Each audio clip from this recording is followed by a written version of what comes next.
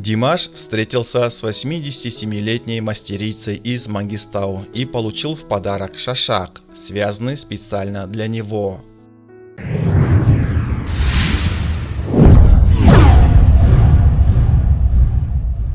Шархат Тулемисова, 87-летняя мастерица из Мангистау, приехала на церемонию открытия фестиваля «Актау. Культурная столица тюркского мира» и участвовала в ней в течение 2 дней, чтобы подарить шашак, который она связала для Димаша Кудайбергена.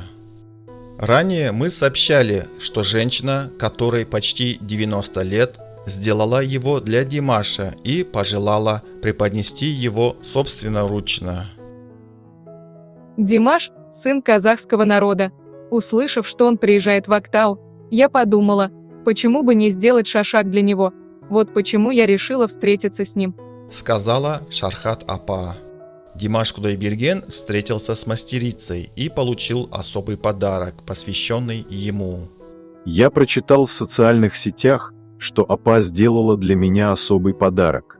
И я не переставал думать о том, что мне нужно с ней встретиться после вчерашнего концерта. Сказал Димаш и вручил подарок 10-летнему правнуку, который сопровождал свою бабушку.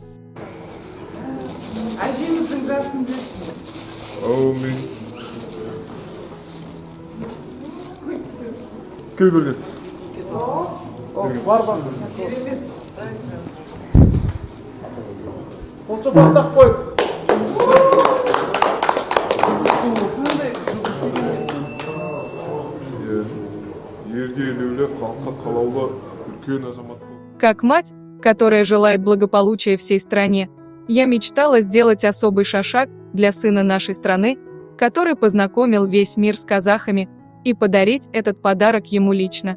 Объяснила мастерица и благословила Димаша. Болаттай мықты сынбайтын мінезің болсын қайратты. Жолбарыстай айбатты, қорғап жүрер әулетті. Алып шығар жарыққа білімің болсын жан-жақты. Көтеріп жүрер бақытты, мысың болсын салмақты. Денеңе Алла тағала берсін саулықты. Қолдап жүрер қарсында жарың болсын жаулықты. Осы айтқан бата тілегімді Алла тағала әумин етсін. Сау бол. Көп рахмет апа.